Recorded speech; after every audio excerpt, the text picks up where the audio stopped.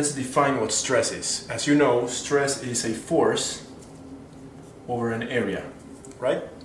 So it's a force per unit area. Now there are two types of stresses. Sigma, or a normal stress, right? And tau, which is a shear stress. Now, before we continue, we have to mention or say, of course, why stress is important for our class. Stress is important because stress dictates the deformation that a soil will suffer when a load is imposed. Okay? It also dictates the strength of the soil. In fact, the strength of the soil is a stress, and we'll talk about that later on. So, a stress is a force over an area. That means that sigma is a force over an area, and tau, the shear stress, is also a force over an area, right? What's the difference? Well, for sigma, it's a normal stress. The force is normal or perpendicular, right, to the area. For the shear stress, the force is parallel to the area in question. Okay? So there are two types of stresses: the normal stress and the shear stress, denoted by sigma and tau. So for example, let's say that we have a block, okay, a cube, and it's sitting on a fixed surface, okay?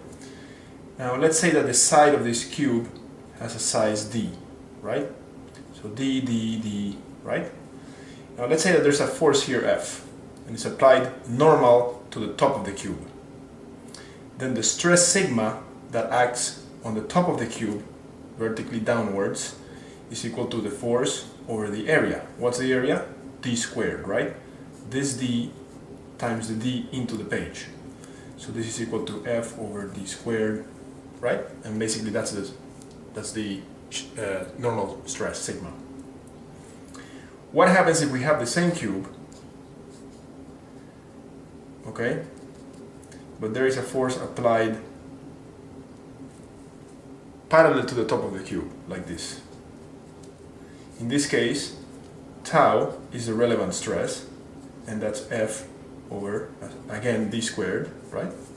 So in this case, of course, the F, these are two different examples, right? In this case, tau acting vertically, tau acting laterally on this surface is 0 because there's no force acting there, right? And in this case, there's no vertical force, right? There's no force normal to this plane or to this side of the cube. So in this case, sigma is 0, for example, okay? Now you may have a case where you have both, right? So you have force 1 here and another force 2 here, in which case tau would be F2 over d squared, and sigma would be, F1 over d squared. Okay, so those are just simple calculations of stress on planes, in this case on top of cubes, right? Let's move on. Let's look at the top of the cube we just drew, right? So let's say that this is the top. We're looking at it from the top. We know that there is a stress, sigma. Let's say for the first example that we did, this one right here. Okay? For that example, we're looking at the top of the cube. Now we're looking downwards on it. Okay. So we said that sigma was equal to F over A, right? This is D, and therefore the area is all that.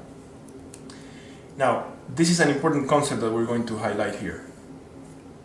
Stress, either this one or the other one, both of them, that is sigma and tau. In this case there is no tau because of our example, but the point that we have to make here is that stress acts at a point, okay? So one could say, yes, the stress is acting on this area, but that is not theoretically correct. If we are precise about what we say, we should say that the stress acts at every point on this plane, right? So any point on this top of this cube is feeling a stress, sigma. Okay, so you can imagine that arrow that acts down like this, that F, it's divided into very small tiny arrows, and an infinity of them, because there's infinity points, and each one of those little arrows is a stress sigma. Okay? And of course it points in the same direction as the force.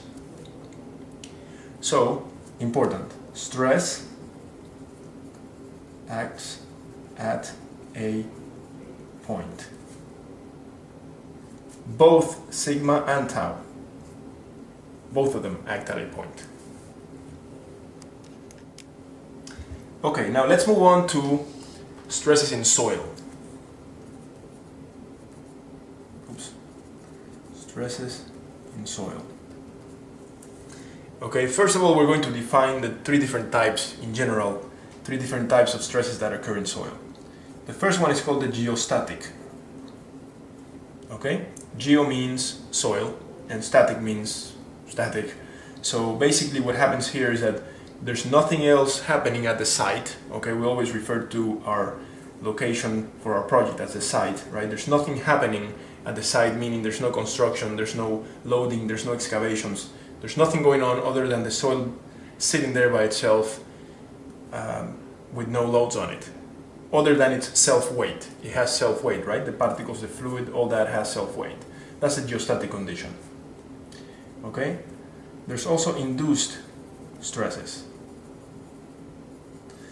These are the stresses that are imposed by, typically in our case, the construction processes, right? So for example, let's say that we have a site, here's the ground surface, that's a tree, right?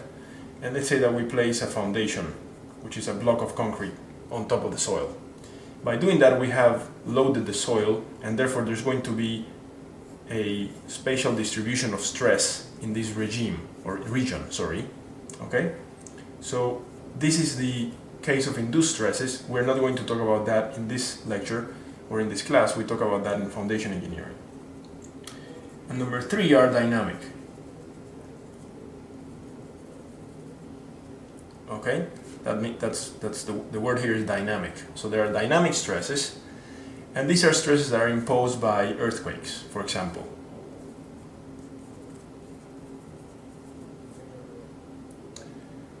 So we could define dynamic stresses in the case of earthquakes as stresses that are induced by nature itself, okay? And we're again not going to talk about that in this class because that's a topic of soil dynamics, which is another class. This is foundations engineering, but we are definitely going to spend time talking about the geostatic stresses. Okay, geostatic.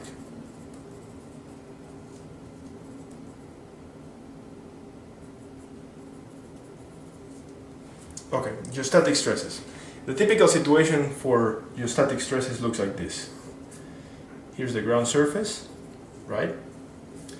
And the ground surface is underlain by different layers. So we may have something like this, right? Let's say 2 layers. So this could be a sand. This, let's say it's a clay, right? And then down here we have rock. So we have different thicknesses, right? This could be, for example, 8 meters. This would be 10 meters, for example. Okay? And so, let's see, we can say that the water table is here. Let's say this is 3 meters from the ground surface. Okay?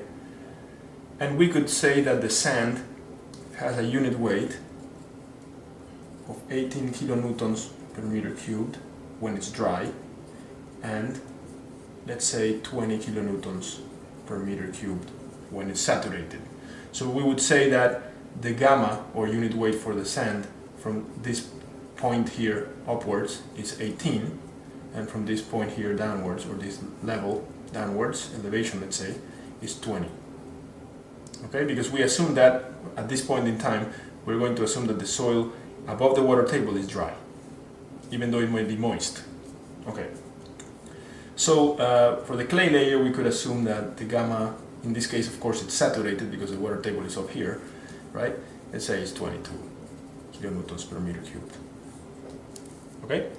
So the question is, what is the geostatic stress here, right? Now that is an incomplete question because we realize that stress acts at a point, right? Stresses act, or a stress acts at a point. So we need to define a point or find a point here to complete our problem. So let's say that we have a point. Let's begin with something simple. So let's say that we have something like this, point A, and point A is a distance 2 meters from the ground surface. Okay? Alright, I'm going to move this up a little bit. Okay, now, the question is, first of all, is there any stress at point A? The answer is yes, of course, because the point is submerged in a soil. It is actually submerged in the dry soil, in the dry sand at this point, right? 2 meters. The water table is at 3, so this one is submerged at a point in the soil that is not saturated, it's dry. So there is stress acting at that point. We need to find those stresses. We'll do that in a second. That's the first question. The second one is, and this is a very important one, are there more than one stress acting at this point? And the answer is yes. In fact, there's an infinity of stresses acting at that point, and we'll understand a little bit more what that means later on when we do a little bit more of a complex problem. Okay? Now, the general question that we typically ask for a case like this is, what is the vertical stress? Okay, what is the vertical stress?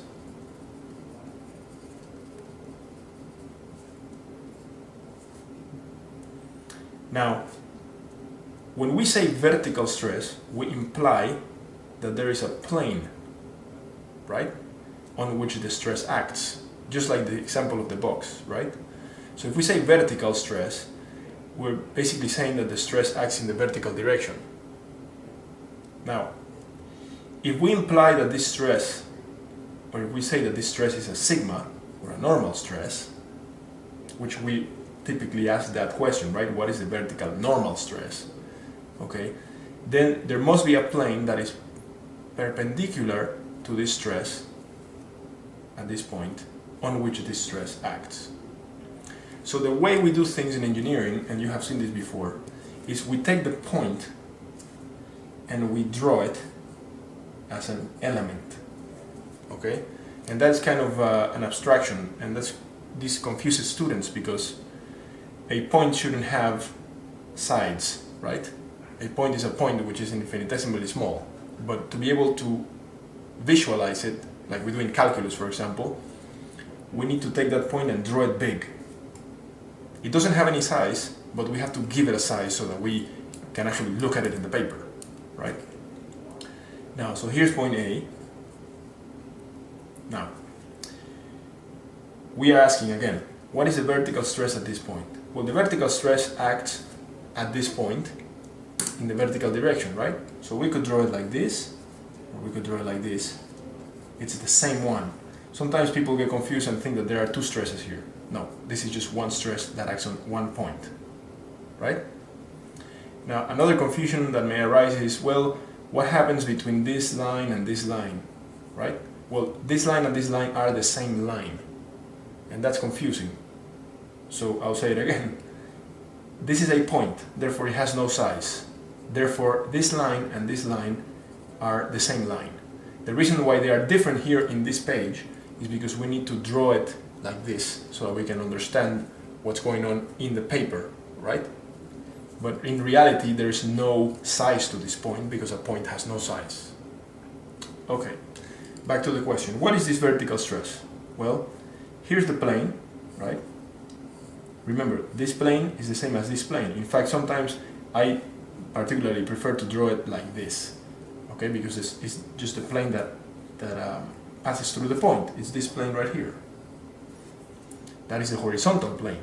So the vertical stress, this one, which is the same as this one, they are one, right? Acts on this plane, on the horizontal plane. So how do we calculate this stress, given all the parameters that we have here?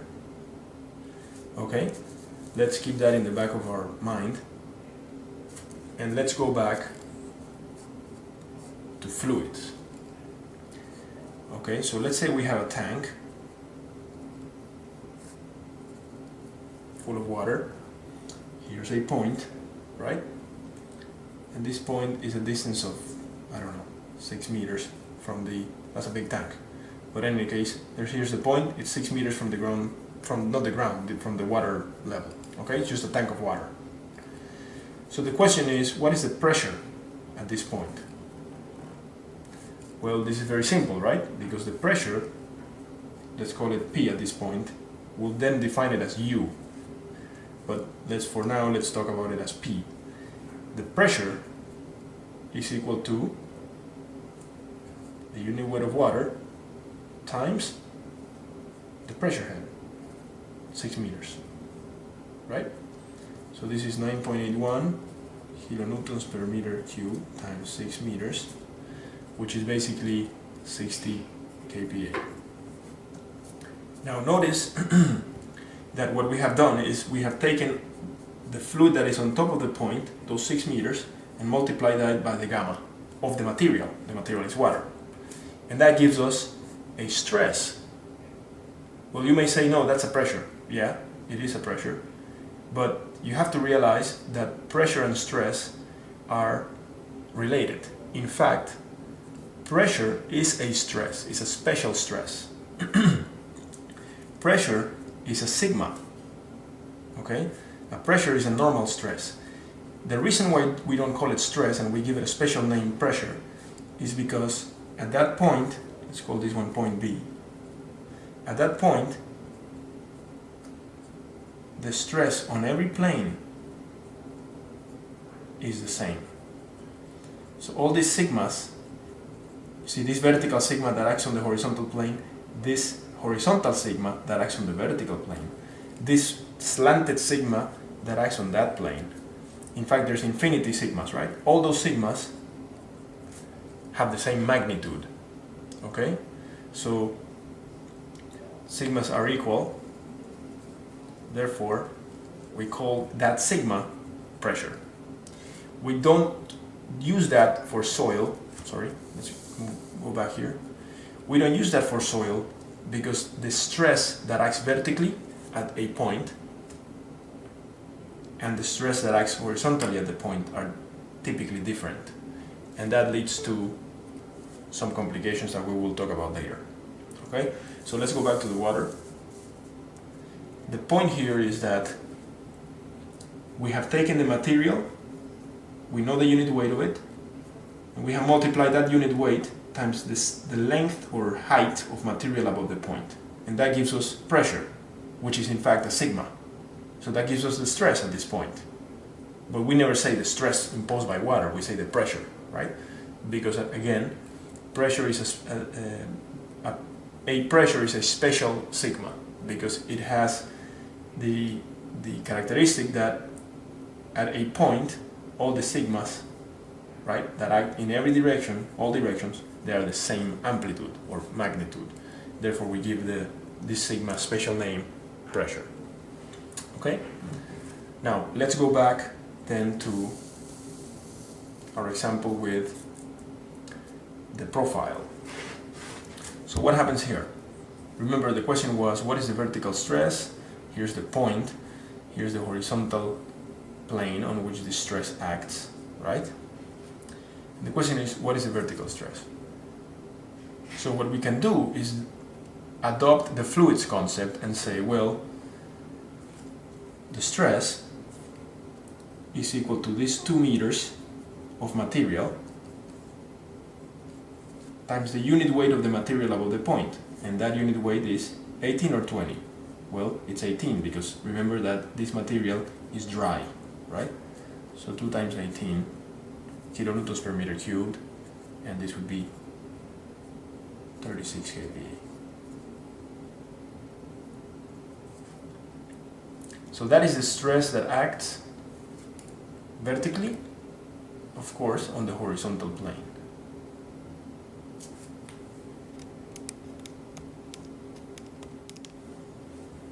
Okay, So there's something very important that we have to say here at this point. We have to modify a little bit or add something to our definition of stress. Not definition, but our characteristic for stress, right? Stress, we said that stress acts at a point, right? And that is true. As you can see, for example, this one, this stress acts at a point. This is a point, right? That's this point here. So, stress acts at a point. But it's important to realize that that point is on a plane,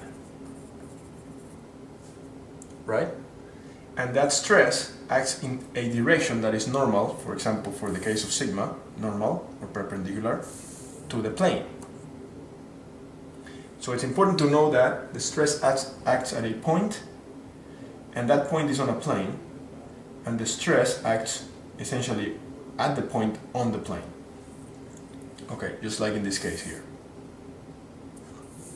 Okay, now let's ask another question, and that question is, what is the stress, vertical normal stress at this point? Let's call this point B. Okay, so you can see the point there. Let's say that this point is 2 meters. That's a 2. So 2 meters below the water table. Okay, I'm going to take another piece of paper and I'm going to put it right here. I'm going to erase this. Okay, so now we have a point here, point B. And the question is, what is the vertical stress at that point? Vertical stress, we could put a little v actually. We didn't do it in the previous one, but we could put a little v for vertical at point B. That would be the best way to actually denote that stress that we want, right? So the vertical stress at point B. So then you say, okay, the vertical stress acts on the horizontal plane, right? Here it is. And how do we calculate it? Well, we use the same concept, right? We're essentially assuming that the soil is a continuum, okay? It's not made of particles and air and voids and things like that. It's just a solid or a fluid. We basically are assuming this, right? And we can talk about the implications of that later on if you want to, or if you want to take advanced soil mechanics. That would be the best way to kind of learn more about that implication. So for engineering, we do just this, right? We assume that this is like a fluid. We adopt the fluids concept to determine the stresses, and that serves perfectly well for our analysis. So what's above this point? Above this point we have 3 meters of 18 kilonewton per meter cubed soil, that is the dry soil, and we have 2 meters of 20 kilonewton per meter cubed soil. So we have 5 meters of soil. So what we're going to do is we're just going to add them up, right? So we'll say this sigma VB, right, is equal to, let's start from the top. We have 3 meters of 18 kilonewton per meter cubed soil, that is a dry soil, plus 2 meters of 20, gamma equal to 20 soil, right? And so here we have whatever that comes out to be. We have this in kPa, right? Now, notice here that we have 3 meters of dry soil and 2 meters of saturated soil. Okay? Now, here we have basically, solved this problem. What is sigma VB, right? But here we can ask 2 more things, and this is very, very important. The first one is that we have to realize that this point is below the water table. So the water that is located at this point, and let me draw the point again. Remember, the point is a point in the soil, and the soil is made of particles, right? So remember we were saying that we assume that the soil is a fluid to make this calculation here. Well, in the next questions that we're going to ask right now, well, I guess right here, we have to go back to the fact that soil is made of particles, okay? And there's space between the particles, right, the voids, and the voids in this case are full of water. So the water in here, a point in the water, right, feels a pressure because there's a water table above the point, just like in our example for the tank of water. So what happens here? Well, here what we have is pressure at point B. That's separate from this sigma, okay? That's another question. What is the pressure at that point? Well, what pressure? The water pressure, okay? So we don't use the letter P for pressure, we use the letter U for pressure, okay? And of course, well, the reason is because actually P is used a lot for point loads and loads, etc. So what we use is the letter U for pressure. And in fact, we call it the pore pressure. There should be the word water here, pore water pressure, but we typically don't say the word water because it's implied, right? Why? Because what's in the pores? Well, it's water. So anything, any pressure felt inside the pores is the pressure felt by the water. So we call it pore water pressure, in short, pore pressure, U. At point B, what is it? The same as in a tank of water, right? At this point, right, the water is feeling itself weight, right? So what does the water feel? That's the key question. What does the water feel? The water feels 2 meters of water times the unit weight of water.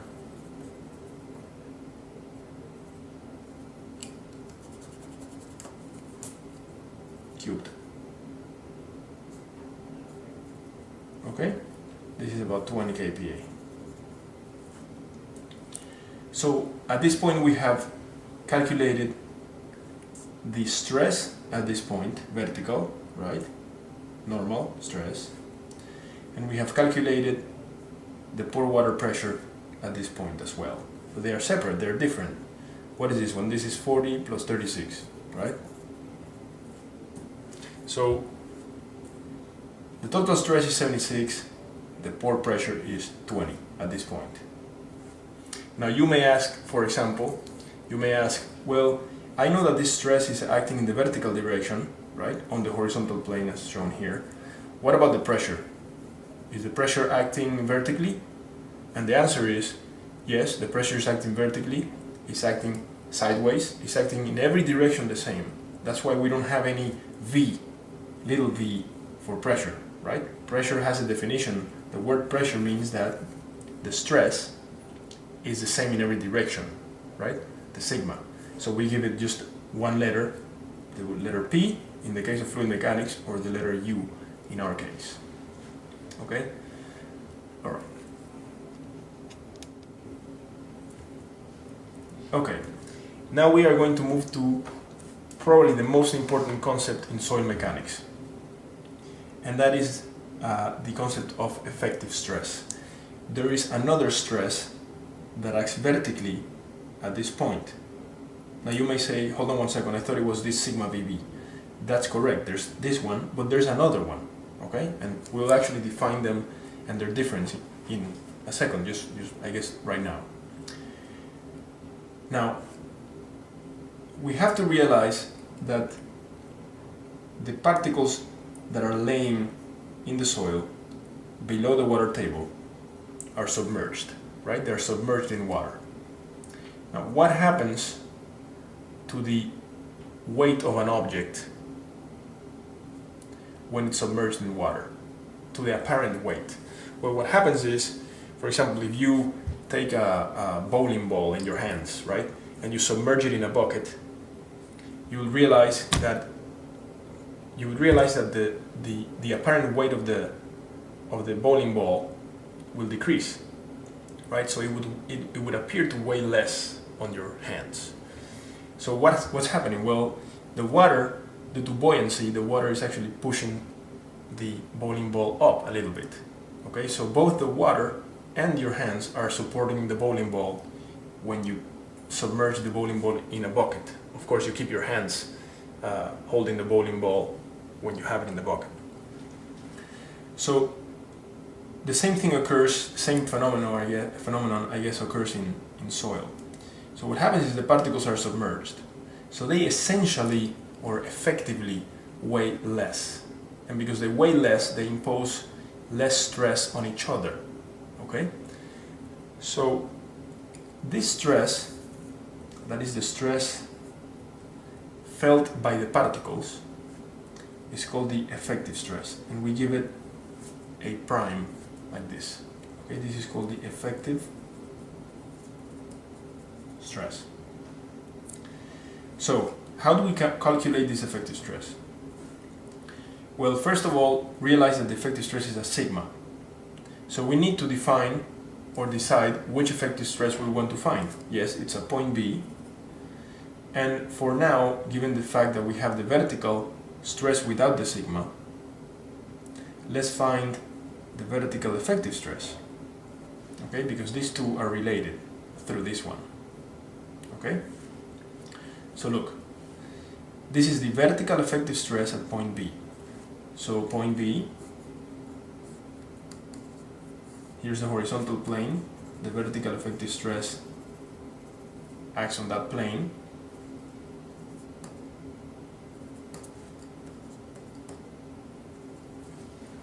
Okay? How do we calculate it? It's actually quite simple. Look, the effective stress vertical at point B is the total stress. Notice that we have defined now what this stress is called, this one right here. That's called the total stress.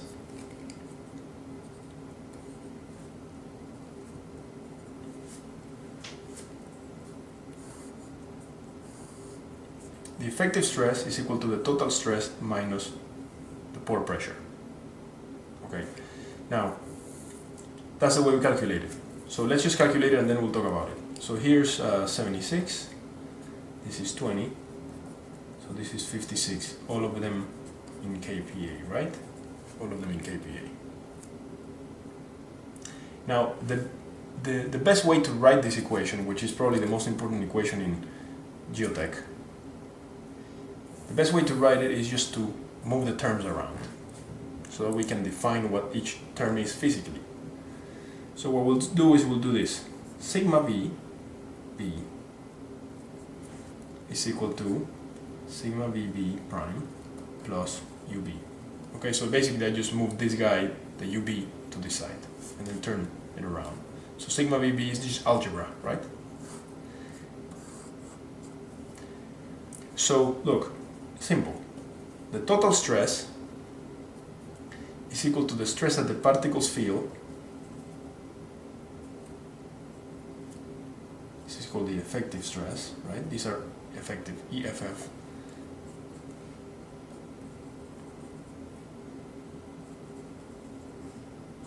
Plus what the water feels at a point. So there are two things, there are two components of the soil that can feel stress. The water and the particles, right? The water, the stress that it feels at a point, is called pressure. And the particles, the stress that they feel at a point is called effective stress. So what both of them feel, if you add them together, you get the total stress.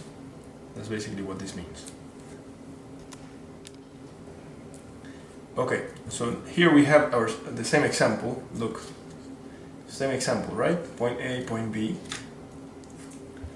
And we have, just to summarize what we did just before, we said that this total stress at a point on a plane, of course, is equal to the effective stress, what the stress that the particles feel at that point on the same plane as this one acts, plus what the water feels at that point, the pore pressure, right? That is called the effective stress principle.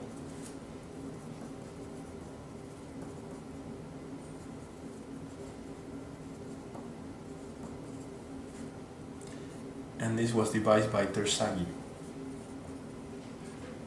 Okay, now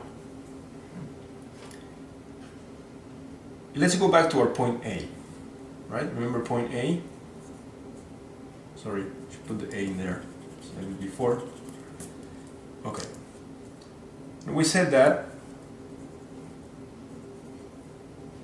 there was a sigma total, right? Sigma vertical at point A, we'll call it now. Sigma vertical at point A. It's the same as the one we did before, right?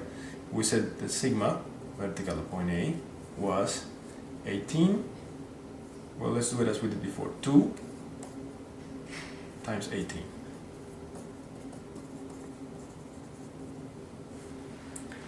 Now, sorry, here's the equation, right?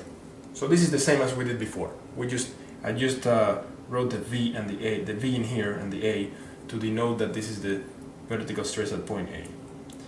Now, this is the total stress, right? Let's find the pore pressure, because we would like to know always at any point in question, we would like to know all the geostatic stresses, right? Which are they? Total, effective, and pore pressure. So, let's put it like this. What is the pore pressure at this point? Well, the student that is not careful will probably say 2 times 9.81.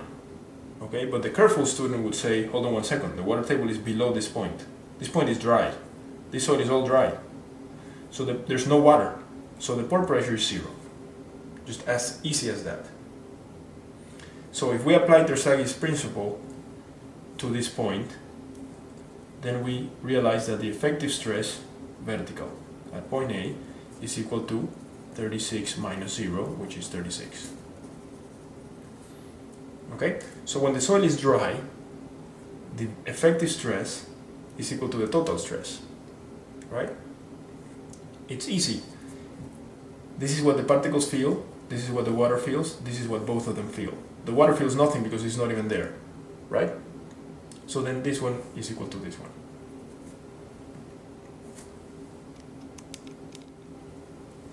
Okay, we go back to our example, right? But now let's put a point that it's down here. Okay, and this will complete our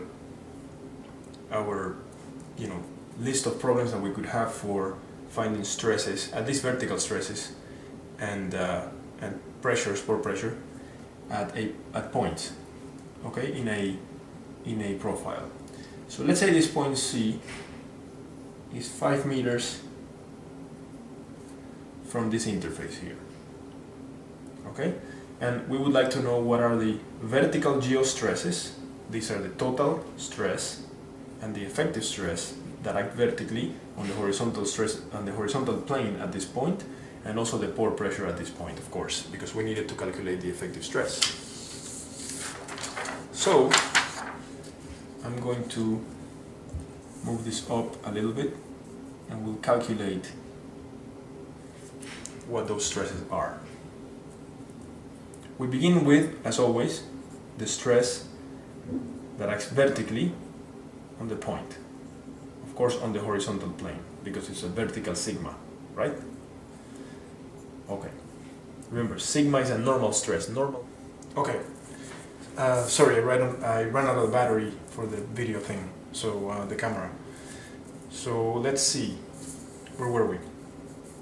Here's our example, right? We said here's our point in question. Point C is in the clay layer now, right? And so we're trying to find the geostatic stresses for that point, the geostatic vertical stresses at that point. So we begin with the vertical total stress, okay? So as always, what we do is add everything that's above that point, all the sublayers. Okay, so first we begin with the dry sand. We have 3 meters of dry sand, 3 meters of gamma equal to 18 sand. we have, if this is 3 meters, then, and this is 8, then from here to here there's 5, right? 3 and 5 make 8. So we have 5 meters of saturated sand, and we have 5 meters, this is of course not to scale, we have 5 meters of saturated clay. This clay is below the water table, so it's saturated. So here's 22, so 5, right? That is the vertical stress. What is the pore pressure at point B? Point C. Well, here's the point, right? Here's the water table. So there's 5 meters plus 5 meters. That's 10 meters of water above this point. That's the pressure head, right? 10 meters of water, 9.81, that's gamma, right? So this is about 10 times 10 is 100. Okay? And the principle of effective stress principle by Terzaghi tells us that the vertical effective stress, point C, is the vertical stress at point C, the vertical total stress at point C minus the pore pressure, right? So,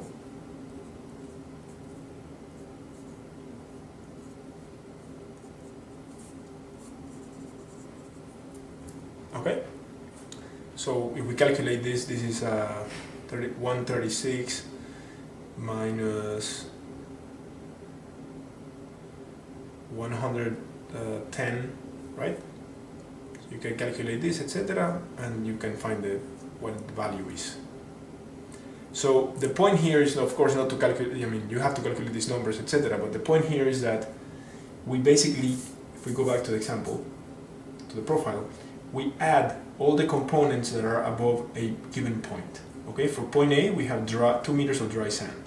For point B, we have 3 meters of dry sand and 2 meters of saturated sand, right? And for point C, we have 3 meters of dry sand, 5 meters of saturated sand, and 5 meters of clay, saturated clay. Okay? Just for completeness here, just the numbers, right? So 36 plus 100 plus 110. So we have 246. 246 minus 100 is 146 kPa. Of course, that's a unit of stress, right? So now we know, at this point, we know how to calculate vertical stresses, vertical geostatic stresses at any point in a profile.